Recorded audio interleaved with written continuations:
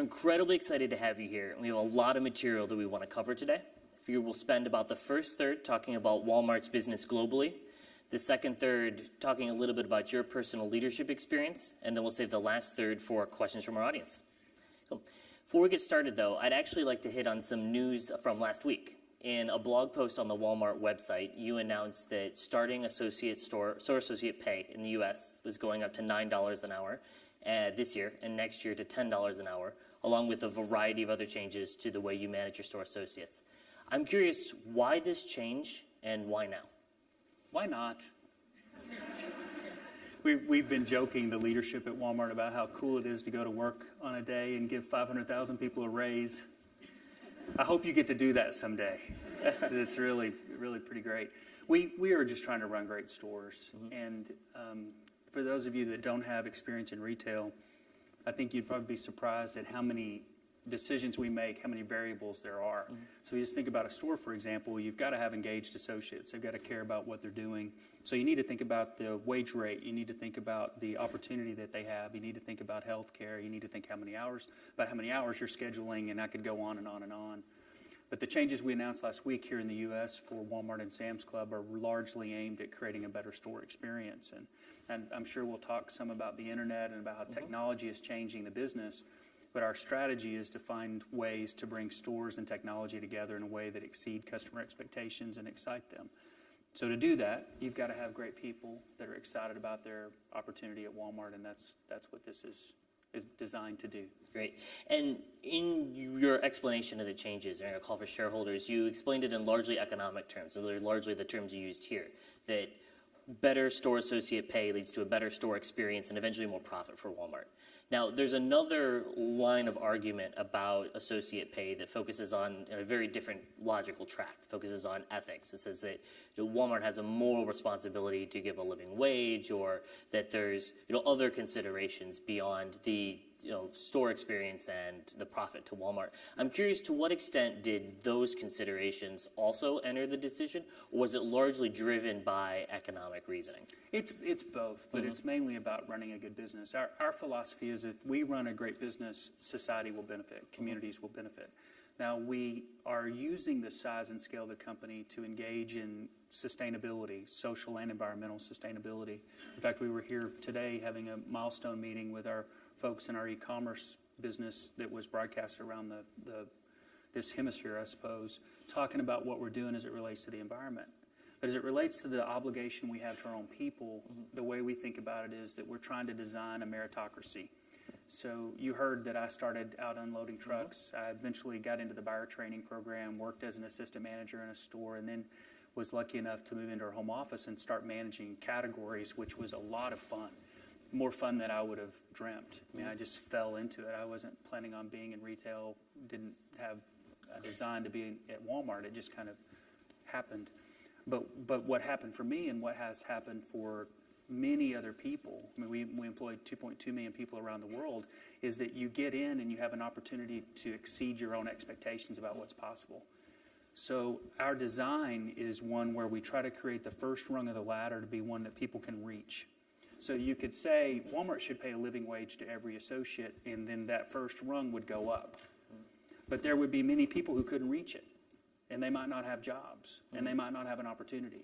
So if you want to start as a cashier in Walmart and learn how to work in retail, learn what it means to give good customer service, learn what it means to keep a store in stock, etc., then you can move on to becoming a customer service manager. You might become a department manager, which next year will pay $15 an hour. You might become an assistant manager and start making $50,000 an hour. You might become a store manager and make $150,000, $180,000 an hour, and just work your way on up in the business to do whatever it was that you dreamt of or you're capable of doing, let's say.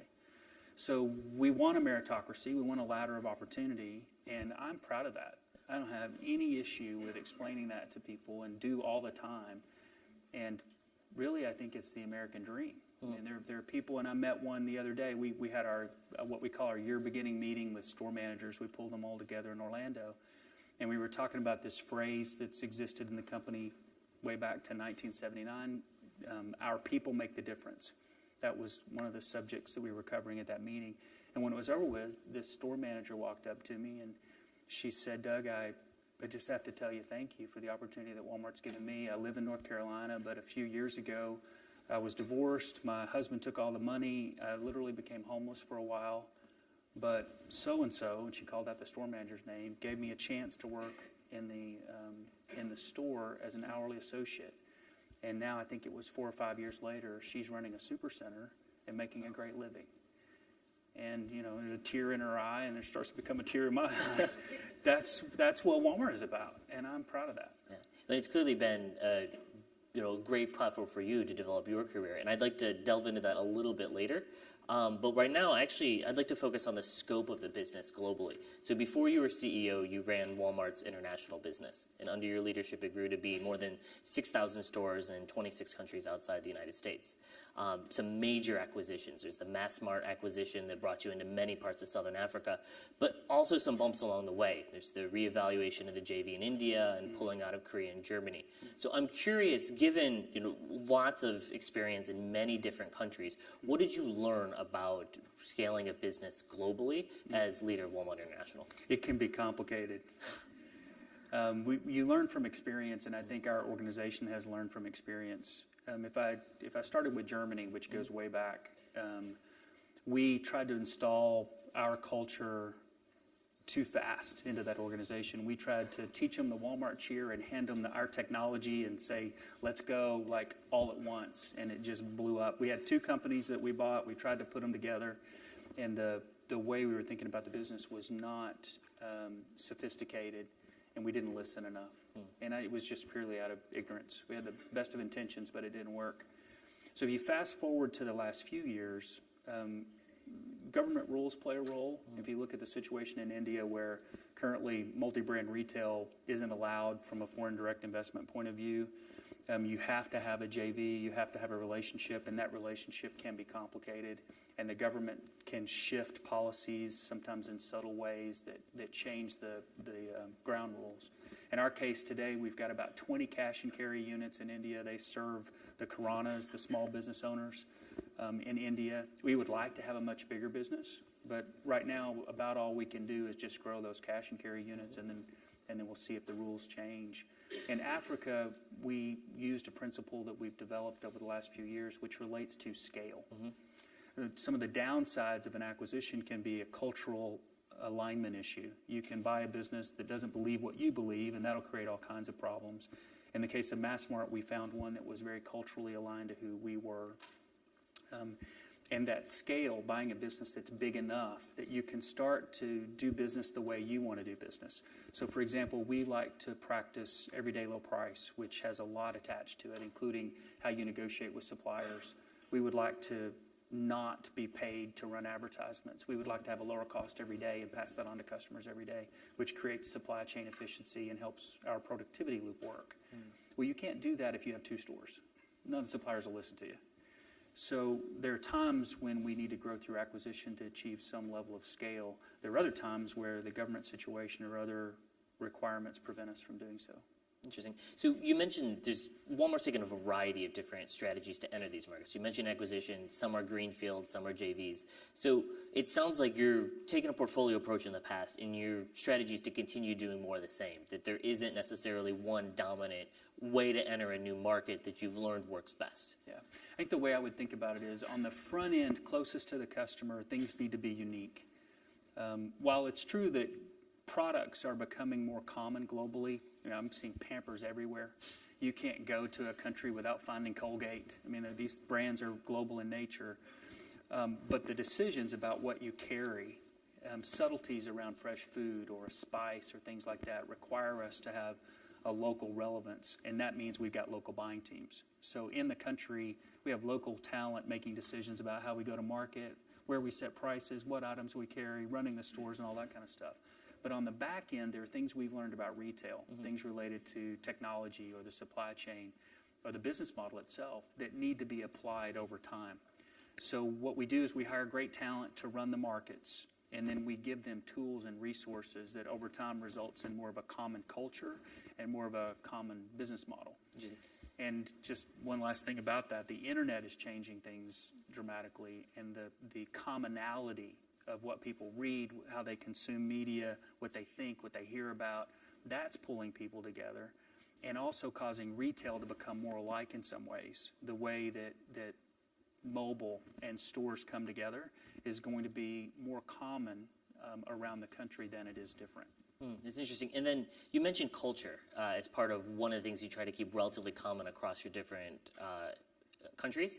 And that's been something that you've spoken quite a bit about as a leader in Walmart. I'm curious, what specifically do you do to try to ensure a consistent global culture? Because it sounds like that'd be difficult given the 800,000 employees abroad in 26 different countries. Yeah. Some of you have a lot of work experience. Some of you may not. I don't think you can overemphasize the importance of culture. And what we mean by that is behavior. You can have the most beautiful image of your values on your website or on your mobile app, and that means nothing if people don't actually believe those things and act that way. And our culture comes from our founder. If you trace it all the way back, the characteristics of our founder, Sam Walton, were strong and positive. And even today, even though he passed away in 1992, you can find characteristics of Sam Walton in our business in Guatemala, characteristics of him in China. Things like a customer service attitude, a sense of urgency, listening to your associates, those things have caused success and they will cause success in the future. And the way we articulate the things that we talk about at Walmart is we typically start with our purpose. I'm not sure I can remember exactly what year it was, but one of the presidents named Bush came to Bentonville and gave an award to Sam before he passed away, the Presidential Medal of Freedom.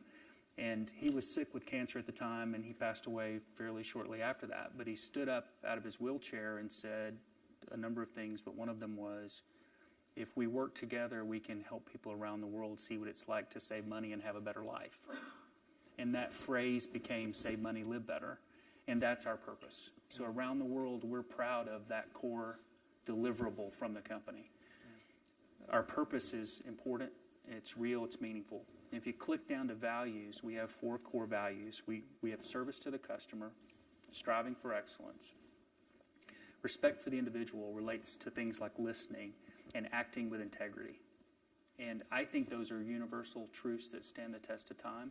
And what we're trying to do at Walmart is to get our everyday behaviors of new associates we hired in a country or those that have been around for a while to just match up with those values.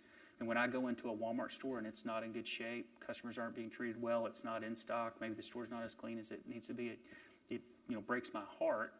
And I'm always trying to figure out, okay, what could we have done better to create a situation where that store manager and those associates could have done a better job so that Walmart lives up to its potential.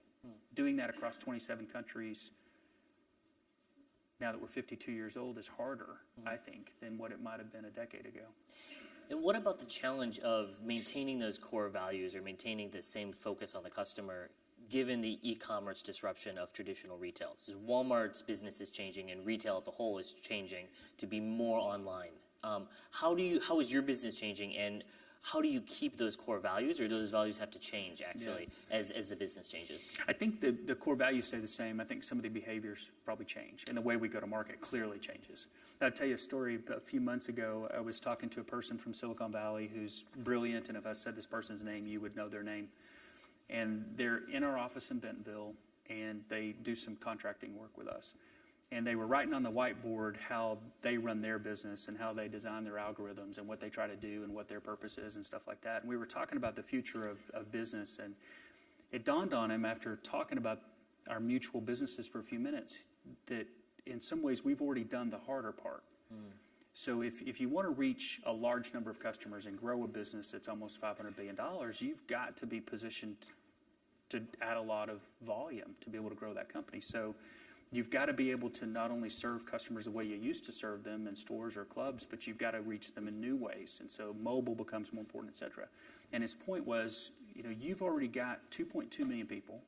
You've already got a culture that when it's carried out correctly at store level, this DNA results in good customer service. You've already got the physical supply chain.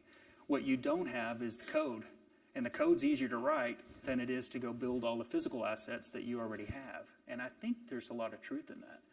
So it will come back to people, the way people are treated and in turn how they serve customers, whether it's through some sort of digital experience, or it's a phone bank, or it's the text response they send back to you, or it's the in-person contact you have with someone in a store, those things are still going to matter. So our culture has got to be even stronger in the future as we grow than it's been in the past.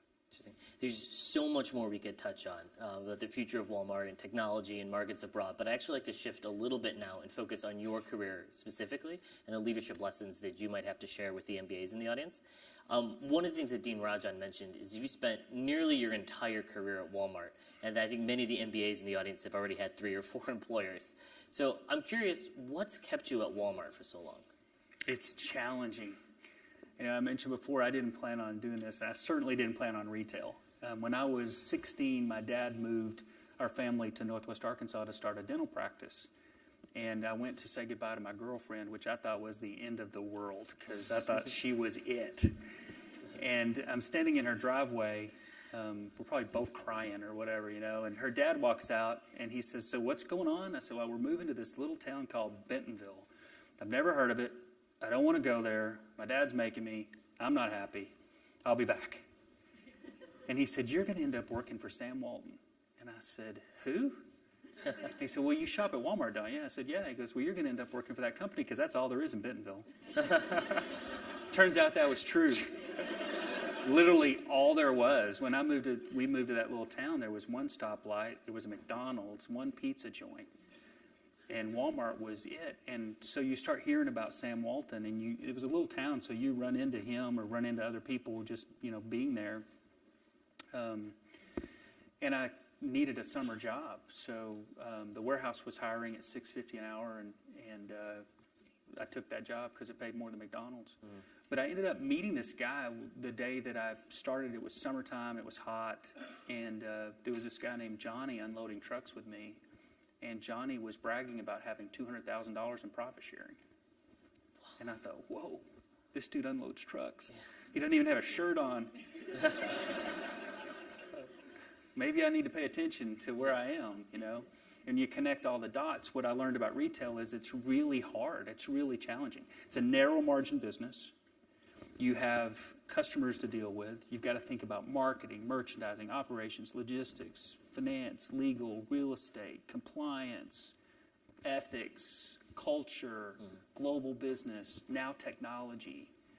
I meet young people who are excited to be in the Valley, and I come out here quite a bit these days, and the startup thing sounds cool to me, but I haven't heard one yet that is more challenging than what we're trying to do. I mean, if you want hard, try to take a 52-year-old business that's at this size and change it. That's hard.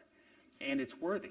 I mean, creating a situation where 2.2 million people stay employed and have a life, that's a big deal. So if you want to work at Walmart, give me a call. I promise you it'll be hard. One of the, you may get some emails now, be careful. One of the interesting things about your career is you're the youngest CEO that Walmart's had since Sam Walton. And you've risen very quickly through the ladder, starting with unloading trucks to now being CEO. To what do you attribute the fact that you rose so quickly through the ranks at Walmart? Well, I'm not the only one. I mean, I ended up in this job, so people pay attention to it. But if you were inside our company, you would meet many, many, many people who've had opportunities. And a lot of people who say, I didn't want to be at Walmart, I just wanted a job. Or I needed to pay my way through school or whatever, and they end up being here 20 or more years. What was your question? How did it happen? Yeah, I'm still trying to figure that out. No, it was a step at a time. Yeah. I loved merchandising. I fell into a situation where the challenge of the work was something I really liked.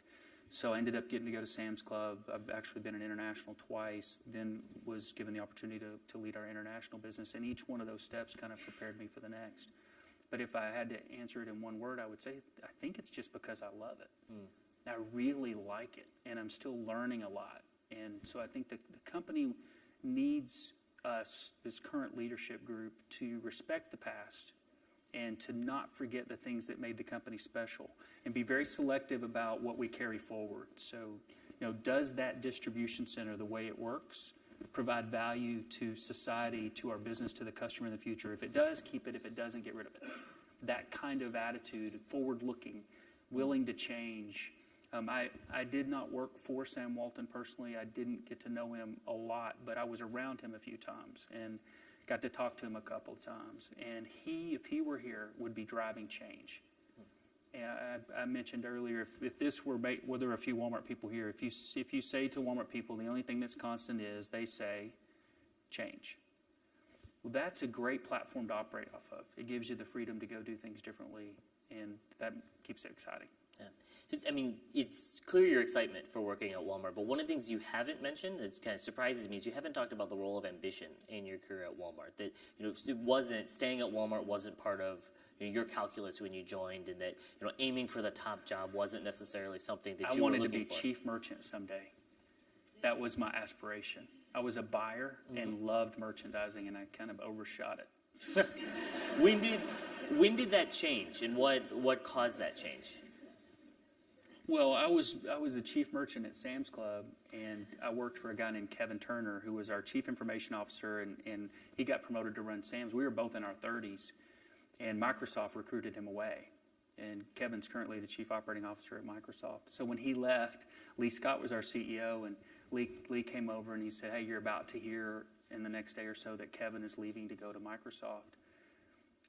We'll be putting someone new in Sam's Club. It probably won't be you. I'm sure you're good with that." I said, "Yeah, I love my job, and whoever you send over here, I'll help." And he said, "Okay." So a few days go by, and he comes back and he says, "We've thought about it, and we really don't have anybody else we want to put over here, so you get to be the CEO of Sam's Club." It's true. That's how he said it. Lee's clapped. I can tell you a lot of Lee Scott stories.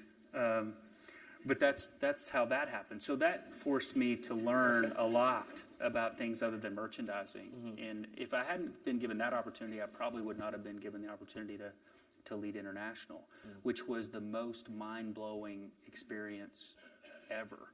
I mean, I'm a kid from Arkansas, and certainly I've traveled a lot with sourcing and buying stuff. I've traveled around the world for a long time now. But to be responsible for a business in 26 countries that's $140 billion with 700,000 people in it, and get to enter Africa and get to deal with some of the complexities that we have is just extraordinary. Really blessed. I'd actually like to talk a little bit more about the role of travel in your career. You know, one of the core Walmart management philosophies is CBWA, which is coaching by walking around. The idea that managers need to interact with associates and problem solve on the store floor. But when you're running an international business, you have employees, you have associates all over the world. How did you balance trying to efficiently run a global organization when you led the international business with the need to be physically present in all of those different locations? Yeah. Well, first of all, you can't be everywhere, so you have to have great people. Mm-hmm. And we have a deep team. We've got talent in all the markets, that we're proud of. But there is no replacement for really understanding the businesses. So I traveled for 5 years, a lot, and loved it. Enjoyed being on the ground. I've been to places I never really would have thought I would ever get to go to. I mean, going to stores in Nigeria that are ours. Wow, what an experience. All over Latin America. I've learned a lot about China. I don't profess to understand China, but I've been there a lot and am fascinated by it. So you have to be there. Mm-hmm. But my responsibility was, do we have the right management talent at the top? Do we have the right culture within that organization? And I do spend a lot of time talking about culture. Are we positioned to win? Are they getting the resources that they need? And what I ended up doing in the role that I had is to get our leadership team to focus on the things that we had in common. Mm-hmm. Maybe this is a good way to answer the question. When I moved into the job, everybody told me, you really need to understand what's different. You got to focus on the local differences. Don't try to run it from here. I think some of the lessons from Germany were probably playing out in that direction. But after doing it for 5 years, all I can tell you is everybody's the same. People around the world are thinking about the same things. They're thinking about their family. They're thinking about their career. They're thinking about, the vacation they're going to take. They're reading a lot of the same media. We're more and more the same. Even during the 5 years that I was international, I could see a difference in people. And I remember one morning getting up in Japan and reading the same news story I'd read the day before in the U.S. about Angelina Jolie. I'm like, okay, we're all on the same page here. But Products are becoming more the same. And the last year I was international, I started asking people when I was in a store, I did it once in Costa Rica, for example, I would say, show me something that is uniquely Costa Rican in this store. And they would look at each other and say, okay. So they took me over to this bottle that was labeled salsa. It looked like A1 sauce. And when I turned it around, it said Unilever on the back. And people just increasingly had a hard time showing me anything that's unique. Now, local produce, locally grown product, things that are, produced really near a store still matter, and we want to source those things. But I could see kind of a global wave of commonality happening, and that was fascinating. Wow. You mentioned one of the things that is common, people you meet all around the world, is that everybody's thinking about work and family and trying to balance these things. And I'm curious, especially because you had a career that involved so much international travel and so much responsibility. I think that many of the MBAs in the audience are also thinking about how to balance their careers with other obligations they have in their life. Yeah. So I'm curious, what have you learned to try to make that balance work? Because you have a family and sons in Bentonville. Yeah. And what advice do you have to give to MBAs who are kind of embarking on trying to figure out that balance after they graduate? But I think it's personal. You guys have to solve it for yourselves based on what's important to you. For me, life came in phases. So there's a period of time where my kids were little. Shelly and I have 2 boys, and I did not want to miss like those little 3-on-3 soccer scrums with the 6-year-olds, So being there at that age mattered a lot. By the time I was responsible for international, my boys were teenagers, and they were like, "You've been gone, Dad? I mean, you didn't miss me that much." It's very different than when they were in elementary school and stuff. So there's probably a time and a place for everything, and you just need to manage that. You pay attention to it. Pay attention to yourself. Are you getting the right rest? Are you taking care of your body? Are you right-minded? And in the jobs that you're going to have, your decisions will really matter. So you've got to be prepared to make important decisions. And you can't do that if you're exhausted. At least you won't do it very well. So I think you need to know yourself and know what's important to you, whether it's family or faith or whatever it is. You gotta be right. On that note, in making important decisions, as CEO of the world's largest company, your decisions have a lot of weight. They affect a lot of people. There's a lot of there's big dollar amounts at play here. Can you tell us a story of a difficult decision that you've had to make over the course of your career? Yeah. I mean, just the round of decisions we got through making and announcing last Thursday are the first things that come to mind because they're recent. The importance of having great people around you, a good team that can help you think about an issue. You will not face very many things where you have 100% of the knowledge. And the image that pops into my mind all the time, we were having this conversation yesterday with the leadership team about the future of our supply chain. And we had e-commerce leaders and people who are steeped in logistics in the room. And what you literally saw play out on a whiteboard is people putting pieces of a puzzle together. And the people that have been doing it for a long time said, here's what it looks like. And the e-commerce people said, yes, but you're missing this piece. And then another person said, what if we do this? And all of a sudden, a picture emerged on the board of the future of our supply chain that was better than it would have been with any individual. So in this latest set of changes that we've made, there were different people from within our HR or people area that contributed to training in a big way. There were other people who said, for us to run great stores, we've got to change the structure. There were other people that said, the starting wage needs to really be thought out, and here's how we should think about it. And when people make great decisions, you just need to let them. I don't make every decision in Walmart, don't want to make every decision in Walmart. If I do my job well, I'm not making very many decisions because the team is doing it. But every once in a while, I've got to make some, and they better be right, and I need to have listened to others to try and sort it out.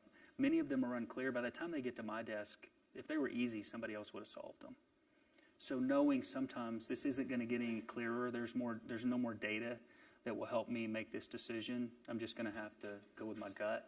You have to do that sometimes. Oh. I have a lot more that I could ask. There's a lot more things I'm curious about, but I want to make sure that we give our audience a chance to ask some questions. I think we'll start with a question from Twitter. What do you think the future of the U.S. grocery market will be in 5 to 10 years? And more specifically, are you worried about the rise of the discount stores? Future of grocery, that's a big question. I think grocery will be more, food will be more focused on quality. In some ways, it'll be more local. Definitely this huge trend towards, organic and gluten-free. That's where the growth is. And quality, the way you handle the supply chain, the way produce is handled all the way through the process is going to be increasingly important. I do think grocery home delivery will play a role, although I don't think it'll be in the United States more than 10% of the business anytime soon. In the UK, we've been doing grocery home delivery for 15 years, and it's still well under 10% of our business. Picking up your groceries in the parking lot or in an off-site pickup location, that will happen and is happening. We've got experience with that in the UK. And you may have read we recently announced some pilots here in the US for grocery pickup and grocery delivery in Denver and Phoenix, some other places. So we've got testing going on. The way customers will take product will be different than what they've done in the past. We've got a pickup location we opened in Bentonville last year where you can't go in the store and shop. You order on your mobile device ahead of time, and you just go through and drive into a slot, and we put it in your trunk for you. And that test is going well. And Dan just reported to me his wife had an experience today, and no substitutions in less than a 5-minute wait. So we're making progress on learning how to do that. So grocery's going to change. I think we've got the team to help sort it out. We don't have the reputation that we want to have today for quality. That's a big area of focus for us, but it's achievable. Okay. Let's go here first.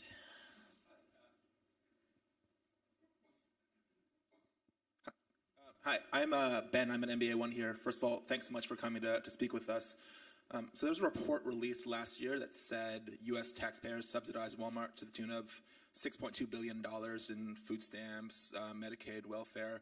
I guess, how do you respond to the critics who are saying, whether it's $6 billion or $3 billion or whatever the number is, that the biggest company in the world, the wealthiest family in the country, should be paying its workers enough that money doesn't need to be there at all? Yeah, I understand the criticism. First thing that comes to mind is that we pay almost 2% of the corporate taxes in the country. So I don't feel very subsidized, okay? But the issue you're raising goes to respect and it goes to opportunity. And what I was talking about earlier is how I feel about it. We're a company that gives people an opportunity to go do more. Now, where we put that first rung on the ladder matters. And I don't know the statistics about how many Walmart associates are currently on government assistance, but we don't want any of them to be on government assistance because we want them to be able to move up that ladder, and we want to set the first rung on the ladder in the right place. So we think about things like healthcare and accessibility to healthcare, starting wage rate, what we do with a 401k program so that people who can save have an opportunity to save, helping them with an education, helping them get their GED if they don't have it, providing skills for people who are learning English as their second language. We're trying to create that meritocracy that I described. And I think the decision we made most recently to put $1 billion into our U.S. associates is an indication that we do care and that we are listening. And we're always going to have critics, and critics have their own agenda. I don't expect to ever escape that. But if our associates and our customers know that we have good hearts and that we're well-intentioned and that we're taking action in the right direction, I think we'll be in good shape. Hi, I'm Daniel. Is this working? There we go. I'm Daniel. I'm an MBA 1 as well. I'm interested to hear you talk about outside scrutiny, both from a media perspective and also from the Wall Street stock analyst perspective. As CEO, you're the steward of shareholder value. Obviously, over the long term, you're probably never going to have the New York Times, and you'll always have Fox News in your corner. I doubt it. If I can find anybody in our corner, that'd be great. So who knows on that? But so, in more recent times, we've obviously seen this incredibly exciting announcement. As an avid Walmart customer, I'm very appreciative of what you've done for your employees. But every single press announcement has also said, and the decision coming after 6 quarters of same-store sales being down, right? What link, is this coming because as a management team you have to be really sensitive to what the street is saying and what the press is saying? Or at the end of the day, do you have to take a 52-year view or 152-year view and say, they'll always be critical of us in cycles and we have to keep our eyes on the prize? That's it. And keeping your eye on the prize and thinking a bit longer term is the way we feel about it. And you mentioned the Walton family. One of the benefits of having the Walton family own as much of the company as they do is that you get to take a long-term view. So this is a family who benefited greatly from the creation of Walmart, who cares about our culture, cares about our associates, cares about sustainability. So we have a board of directors, including our chairman, Rob Walton, who ask us to think about the long term and to do what's right for the business for the long term. So sometimes I will say something like, a big part of my job is to help position the company to be here 50 years from now. I'll never make it in this job anything near 50 years. So really I'm worried probably about the next 10, in a more tangible way. So whether it's the investments in people or the investments in technology, everybody knows we're losing money in e-commerce in the short term to build capabilities that will help us in the long term. That mindset is vital, and it's vital to surviving. If you look at the history of retail, you could take a snapshot of the top 10 retailers in the world by decade, and I carry this around on a PDF on my phone to remind me, it changes a lot and fast. So you'll see a company like JCPenney or Sears or others who rise to a top spot and then they fall. Big challenge at Walmart is to be relevant in a way for customers such that we can grow 5 years from now and 10 years from now, because history is actually against us. But the advantage we have is that we can think long term and we have resources. If you make the right choices, invest in the right places, you can do it. But these choices do matter. Hi, Emily Ambrose. Thanks so much for coming to speak with us. I'm really interested in hearing how you think about Walmart relative to Amazon. So what scares you about Amazon? How do you think Walmart competes with Amazon? And then ultimately, how do you think Walmart beats Amazon? Is Jeff here? Yeah.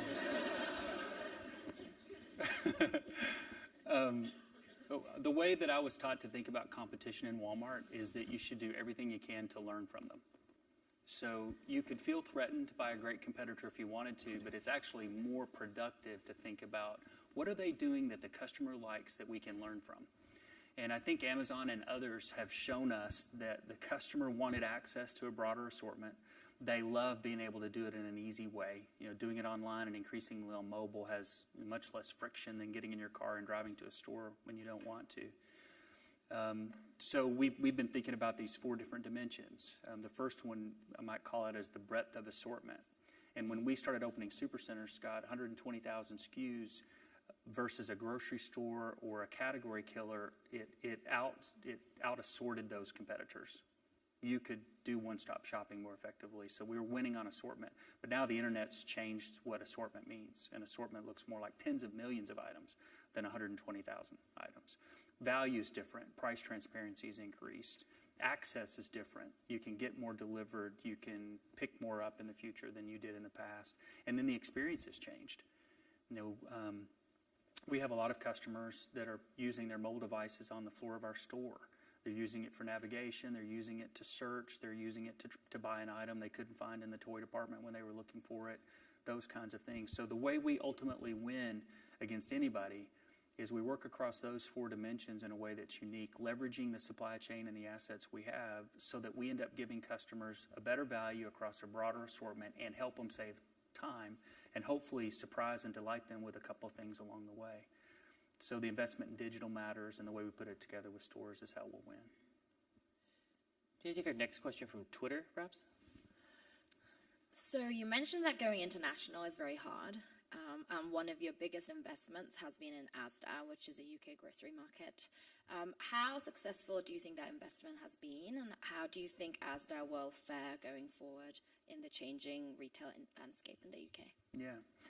I didn't answer the second part of the discounter question. And in the UK is certainly seeing Aldi and Lidl and the discounters do very well. So we feel their presence as it relates to Asda in our business in the UK. By the way, if you don't know, we've got over 50 different retail brands around the world, and in the UK we're known as Asda. So what we have to do in that circumstance is to make sure that our opening price points, the entry-level price points into each category are strong and the quality's right. Then we have to offer service or assortment with a premium product that enables us to win on assortment. So going back to those competitive dimensions that I was just describing, some combination of those 4 applied in a market delivers the winning formula. And we may have to tweak it here and there depending on what customers are offered from competition in a particular market. Asda's been a great investment. terrific talent. Our current Walmart U.S. Chief Operating Officer is British. Her name is Judith McKenna, and she's now responsible for 1.3 million U.S. associates, which is fun because she uses British phrases that most of us don't understand. We're teaching a new form of English. But this acquisition has been one of our better ones. Hi, my name is Michal Russ, and I'm an MBA too. You talked about e-commerce and the importance of the digital platforms, and I was wondering if you could elaborate a bit more about your omni-channel strategy and how do you plan on breaking the organizational silos in a 52-year-old organization where your e-commerce department and your retail branch are so far apart? Yeah, that's hard. We've got some members of our e-commerce team here now, and if you asked, what could threaten Walmart, one of the answers I would give you is internal ways of working. How we have new ideas that may emerge from California, but we have knowledge and experience in our core business, a lot of it in our home office in Bentonville. And how do you get those people to work together in such a way that the outcome's better than it would have been individually? That's one of our big challenges. So we currently have some work underway to look at incentive alignment and how strategies are pulled together to make sure that they are cohesive and do work together. A lot of it boils down to trust and relationships and people being willing to listen to each other. So I was talking to somebody recently, and they are on one side of the house, but don't cross both sides.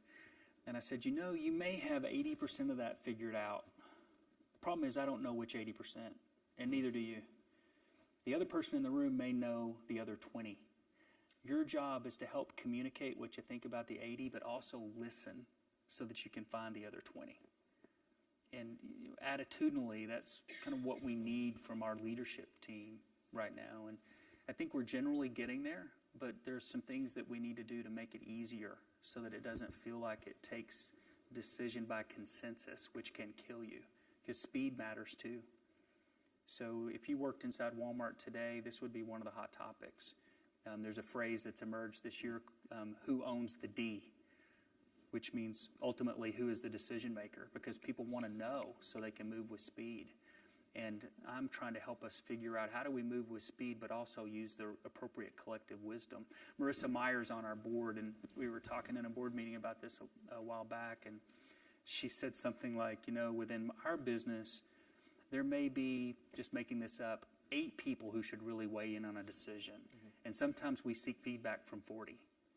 And I'm just going to quit worrying about the 40, worry about the 8, make the decision and get moving. And if the other 32 have something to contribute, they'll have to jump in front of the bus and try to stop us because we got to keep moving. And it feels like that within Walmart too. We got to get the right few people in the room to make the best decision and then get on with it. And in a business of our size and our age, that's a challenge. Great question. Another up front. Hi, I'm Maithili. I'm a first-year medical student, and I'm really interested in the rise of retail health. Walmart is clearly a big player in this space, so I was just wondering if you could comment on the future of Walmart with regards to breaking into the healthcare industry. Yeah. The healthcare industry looks complicated from here. We just are a retailer, but the long-standing pharmacy and optical businesses that we've got some Sam's Clubs that do a job with hearing and hearing aids. Clinics, we've tried several things with clinics, third parties, partnering with hospitals, in some cases doing more of the infrastructure on our own.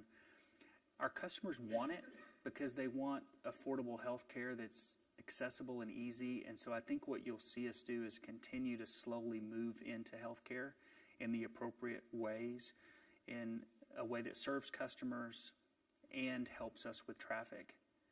But I think we should be very thoughtful and cautious as it relates to what we do to make sure that what we deliver builds trust with customers. If we rushed into clinics and tried to put them in too many stores too fast, I'm certain the quality wouldn't be what we need it to be. So who we partner with and how we go about it matters, and we're learning, and we'll keep moving that direction because we think our customers want us to. Healthcare is complicated up close, too. I think we have time for one more audience question in the back corner here. Hi, I'm Nadine. I'm MBA1. You mentioned the Walton family's commitment to sustainability, and I was wondering how you thought that has played out at Walmart, if it ever doesn't make short-term business sense, and how some of those decisions might play out in a company that doesn't have that kind of family commitment and ability to think long-term. Yeah. One example would be capital investment. So if you think about renewable energy, I think we're at about 28% renewable energy globally at the moment. Around the world, some markets are ahead of others. Mexico is actually one of our leaders in this space. They do a great job with renewables. Capital investment in LED lighting in a store, for example, which might have a higher upfront level of investment, but payback over a period of time. We're very comfortable making that kind of decision. So we were the first retailer to go to China with LED lighting, for example. What we invest related to refrigeration and the type of refrigeration that cuts down on greenhouse gases, that has a little bit of a short-term negative impact, maybe more than a little bit, but we do it for those reasons that you just cited. So I think that's an example of where long-term disposition helps, and that does ultimately flow back to our board of directors. Doug, I'd like to conclude by asking a question that's become a bit of a tradition here at Stanford. All of the MBAs in the audience will have answered this question as part of their applications to the GSB. What matters most to you and why? Oh. I'm still trying to please my grandmother. That was a little too personal, wasn't it? That's probably true. And my family matters a lot to me. Faith, family matter a lot to me. I'm also a very competitive person, and I like to win. And falling into Walmart has just been more than I could have ever dreamt. So, I don't know what you guys are all going to go do, but I hope you find a place where you know you're in the right spot. And if you're not, move and go somewhere else. You probably all eventually end up at Walmart, which will be fine. Well, thank you for ending up at Stanford. It's been a pleasure to host you. Please join me in thanking Doug for joining us here today. Thanks, Doug. Thank you.